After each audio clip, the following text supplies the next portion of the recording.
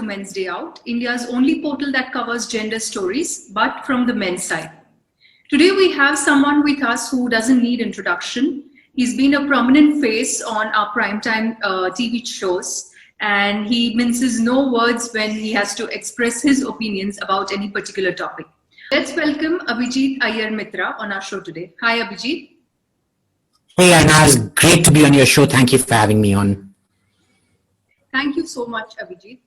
And let me start putting it this way. My association with you started sometime last year while the whole boys' locker room controversy was going on. And I came across your tweets where you were very strongly expressing yourself, asking people to question the other side rather than, bombarding, the boys for what they were doing. What makes you speak about, rights for men or against the misuse of gender bias law so strongly? Because this is such a topic which is, in a way taboo, because the minute you speak about men's rights, you automatically get labeled as sexist. What makes you speak about this? So, I've grown up in a very matriarchal environment. So from my mom's side, we come from Palakkad.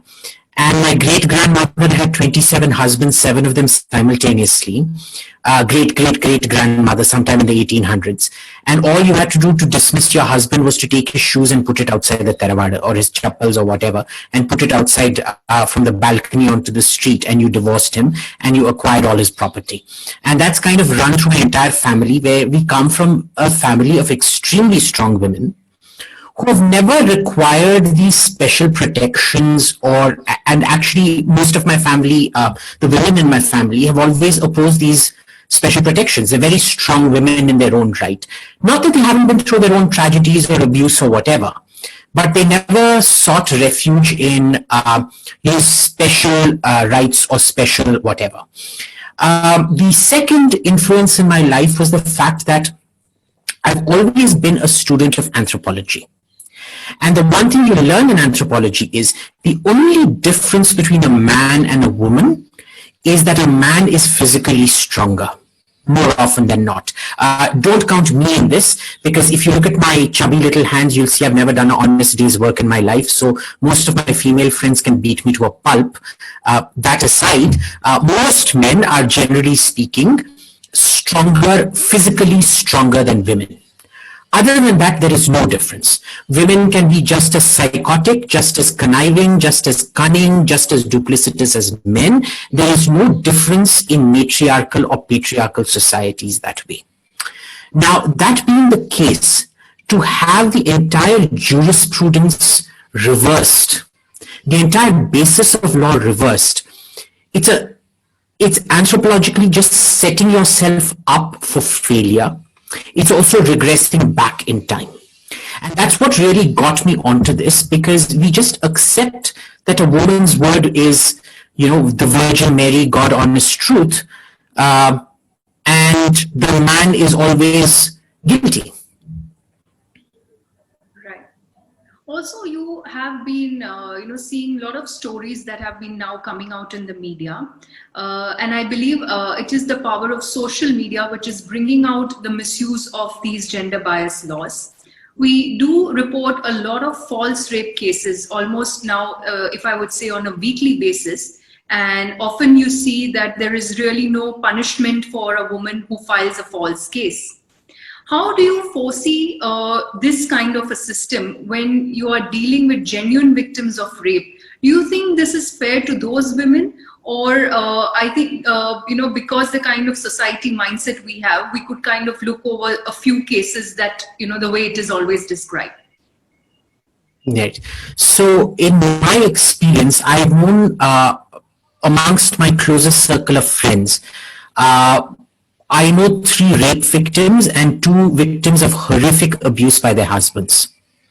Right? Not rape, but vicious, nasty physical abuse, being thrown off balconies and whatnot, having doors slammed on their fingers, and 3 rape victims. Not one of them managed to get justice. Okay. And that is the problem with the system. That when you have an absolutely rotten system where you don't have proper investigative mechanisms, the police doesn't care, essentially a third world justice setup where the judiciary is also severely lacking and the police is one of the biggest jokes floating around. For you to then suddenly come and twist the entire burden of proof, saying, it's not innocent until proven guilty, it's guilty until you prove yourself innocent. That's an extraordinarily dangerous thing to do. And the problem is, in my own experience of knowing these 5 victims, they've never gotten justice in spite of a system that is allegedly meant to make it easy for them to get protected. And that for me is problematic because in my own personal experience, and this isn't one person, right? It's people who had reached out to me through Twitter and seeing my tweets and so on and so forth. Some of them, not all, some of them I've known since I was a child. It's been looking at this and going, on one hand, this system is allowing extraordinary levels of extortion, essentially, reversing the whole dowry, this thing. And on the other, it's not protecting the actual victims that it's meant to protect. So what purpose are you serving with these laws? I don't understand that.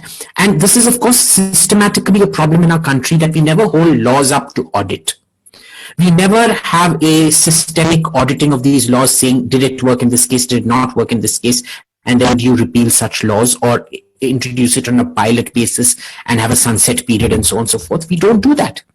Very, very problematic. So it's not solving any of the women's problems. And it's also creating a whole new set of criminality in terms of extortion and just a whole different kind of exploitation.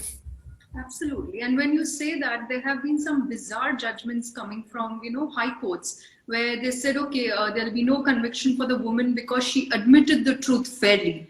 Or perhaps there has been one of, the orders which said, okay, you can sit in the court for 7 hours and, that is the punishment for filing a false rape case. And as you rightly said, the genuine victims, they will be, slogging through their life in courts and they never end up getting justice. Whereas these people who don't get convicted for filing false cases can turn into repeat offenders as well. Right. And this is a systemic problem because I've noticed this with Indian penal laws across the board. We don't understand the notion of carrots and sticks. We don't understand how to punish. We don't understand how to reward, and we don't understand how to deter. And this is where, my background as a security analyst comes in. For example, when you have stone pelters in Kashmir, for example, right? You actually reward them with government jobs. First time stone pelters will be given government jobs. So stone pelting effectively turns into a CV submission exercise. I don't have a curriculum vitae, therefore I'll come and pelt stones and that becomes my curriculum vitae.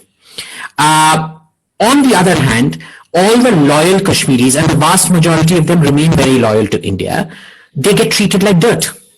Right? Now the same thing we apply in case of the law, that when you have perjured yourself, perjury is a very, very serious offense. You don't file perjury cases, you don't go after women who have filed these cases to the full extent of the law, which technically, if you look at it, a perjury should be punished to the same extent of the original crime that was alleged. We don't do that. They have absolutely, so there is no deterrent value also to filing false cases. Evidentiary rules are cast aside. Now, the issue is, once you have a set of laws where you don't need to provide evidence, where there is no burden of proof, nothing, that can slowly start getting applied as a precedent to other areas where you may not want them applied. And that becomes extraordinarily problematic, even from a basic human rights point of view. Please note, it is human rights. It is not man rights or woman rights. It is human rights. So skewing it. Today, the way we are doing it is that you are skewing, you can have affirmative action to compensate for past injustice, but you can't twist and turn the law to compensate for past historical injustice. but that is what happens. So it's basically, it's a theoretical failure, it is a practical failure, it's an all-round cluster F. I'm not going to use the word, but you know what a cluster F is. Now, since I'm talking with you, Abhijit, particularly, and I want to understand this from you. Whenever we talk about rights for men, or we speak against the misuse of gender bias laws, typically you get categorized as the right wing. I have personally never understood this phenomenon, because I do have a lot of people from the left also who have been fighting false cases. But somewhere this mindset exists that, oh, if you're speaking for the rights of men, you are from the right. Otherwise, if you speak for the rights of women, you're progressive and you're from the left. What's your take on that? Look, I am right-wing. I never pretend I'm anything other than right-wing. And I've also noticed that the people who usually get away with obnoxious generalizations like this are invariably left-wing. I think this comes from a sort of ideological perspective where the right tends to believe that victimhood is psychological and can be overcome. And the left, mostly because of its politics, tries to create the maximum possible basket of victims, because as Churchill said, socialism is the politics of failure. So the more victimhood failure you have, the more they will automatically tend to vacillate towards the left. I'm gay. And the number of people when I was growing up coming and saying, oh, you poor thing, you must have been so traumatized. You must have been through so much growing up gay in a country like India. And I'm sitting and thinking and going, no, that didn't really happen. Because, studying in a conservative Tamil Brahmin school in the heart of Brahmin Madras, Mylapore, the Agraharam, when I came out as gay to all my friends' parents, they're like, before they used to be like, oh, no boys allowed at night, no boys in the house after 7 p.m. And I told them I was gay in school. All my school teachers were also, if the girls were going out, they'd be like, Abhijit, you're doing chaperone duty now. You have to be with them. And I'm like, I don't want to, you don't have an option. All their parents were like, Abhijit, very good boy. He should stay over at night just to supervise all of you. So I can't concoct discrimination stories where they don't exist. Right. But I also understand where this thing comes from. But what I don't get is why right-wing has become a swear word for the progressives. And even with the progressives, I don't think they've actually thought through what kind of progress they're looking for. Because where they're going is basically just reversing historical oppression. They're just changing who the oppressor is. So I would actually say they are more right-wing than I am. Right. And, taking forward from that, since you spoke about, how people would behave with the different kind of orientation that we have today. When we look at gender equality as a fight, do you think it is really about empowering women today, or it is somewhere reduced to just bashing men, or running hashtags like kill all men, or all men are trash? It's somewhere reduced to which was not really the fight that it started with. What is your take on that? I was blessed, other than all the women in my family. In my family, the women wear the pants in the relationship, quote, wear the pants, pote on kulot, or whatever you want to call it. And I've had the honor of, Italy's always been my second home since I was a little kid almost. My adoptive parents, they were neighbors of Oriana Fallaci, the famous journalist who took off her burqa in front of Imam Khomeini and challenged him and basically told him he was a barbarian to his face. So with growing up with women like that, I've seen feminism that has totally inspired me.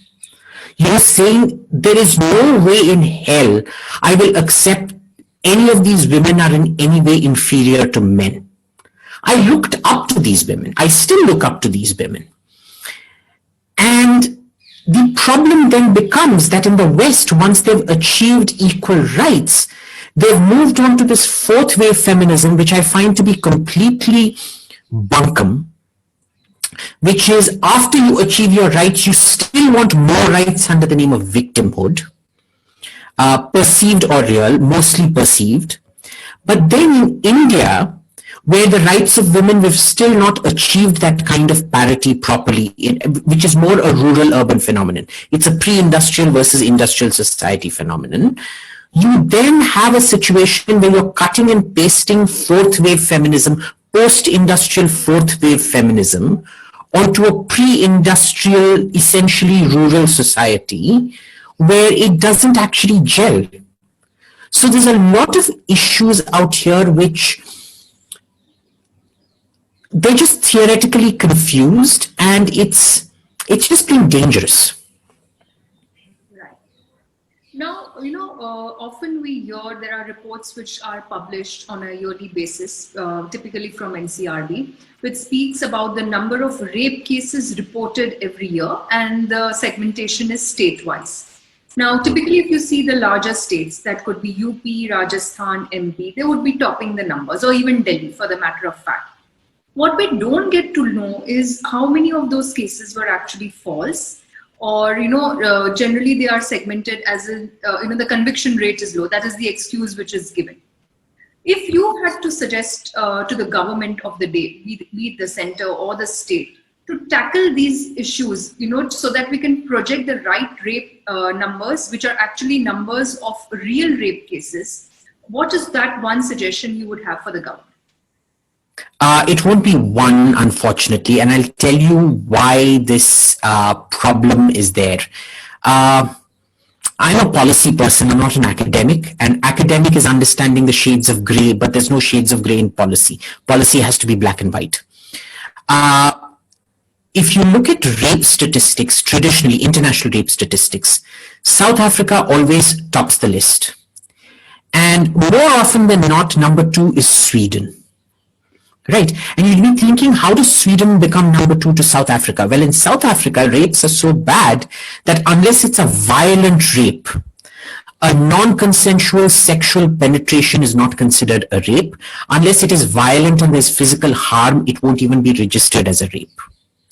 In Sweden, on the other hand, even consensual sex can be labeled rape. And this is what happened to Julian Assange, because that night in question where he is wanted by Swedish authorities, the lady in question said yes, he did not have a condom. She said wear a condom. He did not, because he didn't have one, but she consented to the sex. At no point did she say no, and they still want him for rape because according to their laws, that is rape. So you have these different reporting criteria. And this is where statistics can be so misleading. Now in India, the problem is we don't even have proper statistics. But the issue is we also don't have standardized reporting standards. What constitutes rape exactly? And the judiciary is not helped with this because they keep changing the standards left, right, and center. The latest was this case where a man was convicted for rape because he had consensual sex with a woman and he promised her marriage. Now he falls out of love with someone. Falling out of love doesn't make you a rapist, man. So there's been such a shameless institutional erosion of the definition of rape. We've made rape almost a sad, pathetic joke. I don't realize how much the institutions in this country realize they have done more to delegitimize, to legitimize rape, or to muddy the definition of rape as the Indian state has. Now, my one recommendation would be, first of all, stop this gender-specific laws. There are places where gender-specific law works, but psychologically, when a man and woman are not that different, you can't have these gendered laws, number one. Number two, get a very, very clear definition of rape that the judiciary is not allowed to interpret anymore. It applies stock standard. The judiciary is not allowed to expand its definition. And also, you rightly quoted, you said, rape on pretext of marriage.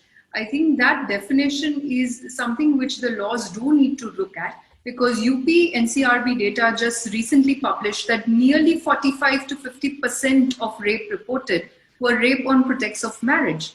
And as you rightly said, it's not a rape, but it is a consensual sex going wrong because probably, there was loss of companionship due to which the man backed out, or any other reason. It is not cheating per se every time. You rightly said, the laws do need to be looked at, because, otherwise India is categorized as the rape capital, and that somehow becomes very fancy for international media to keep reporting it. And, the social media pressure becomes so much that any government of the day is pressurized to just go ahead and change the laws without thinking about the repercussions it could have, leading to misuse later. Right, and we have a whole history of these kind of idiotic panic laws. Do you remember when the Nirbhaya case happened, the government response was to restrict how long nightclubs could stay open. You can't stay open till 3, 4 a.m. You have to shut down at 12 o'clock at night. And you're sitting there and thinking, that particular rape did not involve alcohol. It did not involve going out particularly late. It didn't involve nightclubs at all. Where did you bring nightclubs into it? Unfortunately, in this country, we use laws to sate bloodlust. We use laws to manage, to image manage, and answer a sort of banal public debate. And that's never the way for a law to go. Sadly, the problem in this country is our lawmakers don't understand that, and very frequently our judiciary also doesn't understand that. If you remember the Nirbhaya laws that came out after that particular rape, they went gender neutral. They were gender specific. It was only man on woman rape that counted as rape, and nobody wants to talk about women on man rape, which is actually a very real phenomenon. It happens quite frequently. Right. I've actually seen a sexual predator sexually exploit one of my Muslim journalist friends. And the problem is, because of his machismo and things like that, he's not able to talk about it, even though he's quite traumatized by it. And if he does, he will be made fun of shamelessly, ruthlessly, whatever. In my own community, in the gay community, this kind of rape is very common, but you have absolutely no recourse other than falling back on Section 377, which was used to repress us for a very long time. I mean, it wasn't really repressive in that sense that the arrests, there were less than 20 arrests in the 100 years of its existence, 120 years of its existence. But for whatever it is. Now, with the case of, a broken marriage contract being rape, there can be several cases. One is he could be genuinely sort of seducing the woman, promising her marriage, and then walking away from it, in which case it's not rape, it's actually a breach of contract. It can be fraud, so you prosecute under those particular things, right? But what feminists don't seem to understand is, by calling this rape, you're actually playing into the old patriarchal mores which say, a woman, somehow this marriage bond between a woman is sacred. So feminists lose this thing that marriage is a legalized dog collar on a woman when it comes to rape like this. Okay? So even there's such hypocritical shifting standards. The second is, you may just fall out of love, and that happens. You fall out of love, you may no longer feel connected to the person, whatever. How do you punish somebody for that? You can't legislate love. You can't legislate proximity and things like that, and you certainly can't use coercive measures for it. Unfortunately, that's what happens in this country. So, but it's a typical third world country where everything, people think third world countries are just about dirt on the streets and shoddy construction. It's so much more than that. A third world country is a state of mind where human capital is so low you can't diagnose your problems, where almost every institution is rotten to its core, where the basic guiding principles of the institutions are rotten to their core, and you can really do nothing to fix it. And that's, sadly, whether we like it or not, is the reality of India. We ask the wrong questions and we get the wrong answers. And like, it could be the ways a woman could also back out after promising marriage, but there are no repercussions for that. I mean, we have seen cases Exactly. where couples have dated for nearly a decade and the marriages never take place. So you can't really hold a man accountable for rape in those, cases. And before we end, Abhijit, I want you to give one advice to a lot of men who get falsely trapped in these cases. Many young men, in fact, there was somebody who had actually gone to the Bombay court where rape cases would, be heard on a daily basis. And he said he came across parents of girls who would, come and file cases against men, giving explanation like "Picha nahi chhod raha tha," you had to go and file a case so that he leaves our daughter. And that guy, he's scarred for life, because a charge like rape is not something which can be over and done once you're acquitted with. What is the message to those boys whose names are tarnished, whose reputation is tarnished, their careers go for a toss? How do they take life ahead from there? Look, I think we need a systematic awareness campaign for this. We need more NGOs getting into this, and this is why, the moment I saw Men's Day Out, I immediately clicked follow and start tweeting everything, because it is such an important ecosystem to create, because these men whose names have been tarnished, they need to go after the families, sue them for every penny that they're worth. There has to be a deterrent effect. They have to use every civil suing option available to them in order to establish their name. And there has to be that kind of support ecosystem, Arnaz, because clearly the government isn't listening. And once you get this ecosystem going, it somehow has to translate into a lobby group for these politicians to go make them aware, have some serious parlays with the government, because we see a lot of protests for women's rights. When was the last protest you saw about men's rights? Right? None. And just because it doesn't happen to, and I've noticed this thing about politicians, they don't care about long lines in the airport because they will always get their VIP entrance. So it doesn't concern them. They may be men, but they will never really get caught up in anything. Therefore, it doesn't concern them. And they should. They should genuinely be concerned about it, because it is clearly a problem. And the issue is one of repression. Men feel ashamed to talk about it. If you've been accused of it, you want to just hide. You don't want to see anybody. And that poor boy who got caught up in the boys' locker room, who committed suicide, that girl has gone scot-free. Imagine a suicide took place. A young man lost his life because he couldn't deal with the pressure. And there has been absolutely, and this was a targeted systemic campaign against that boy. Nobody has paid the price for it. So, it's just something that gets me very angry, because, justice is not, your genitalia doesn't decide if you get justice or not.